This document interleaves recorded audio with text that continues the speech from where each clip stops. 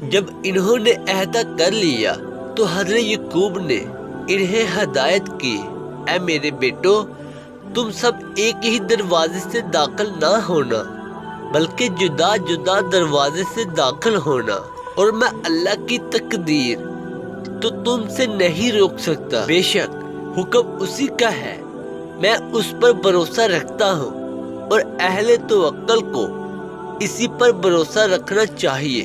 یہ 11 تندرست اور جوان بھائی تھے، لہذا ان سب کے ایک ہی دروازے سے داخل ہونے کی صورت میں نظر بد کا احتمال تھا، اسی لیے حضرت یعقوب نے انہیں الگ الگ دروازے سے داخل ہونے کا حکم دیا۔ نبی کریم صلی اللہ علیہ وسلم کا ارشاد ہے، نظر کا لگ جانا حق ہے۔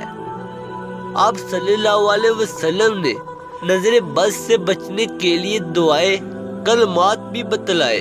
مثلا فرمایا کہ جب تمہیں کوئی چیز اچھی لگے تو ماشاءاللہ کہو۔ سورہ فلق اور سورہ ناس کو نظر بد کے لیے طور دم پڑھنا چاہیے۔ اسی طرح ماشاءاللہ لا قوت الا باللہ پڑھنا قرآن پاک سے ثابت ہے۔ یہ سب بھائی بنیامین کو ساتھ لے کر عزیز مصر کے دربار میں پہنچ گئے۔ حضرت یوسف نے اپنے بھائی کو پہچان لیا۔ آپ نے دو بھائیوں کو ایک کمرے میں ٹھہرایا۔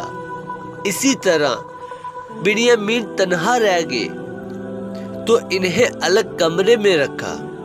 قرآن پاک میں ہے، پھر جب انہیں ان کا سامان ٹھیک کر کے دیا تو اپنے بھائی کے سامان میں پانی پینے کا پیالہ رکھ دیا۔ پھر ایک آواز دینے والے نے پکار کر کہا، اے قافلے والو، تم لوگ تو چور ہو۔ وہ ان کی طرف متوجہ ہو کر کہنے لگے، تمہاری کیا چیز چوری ہوئی ہے؟ وہ بولا، بادشاہ کا پیالہ کھویا ہے، اور جو شخص اس کو لے آئے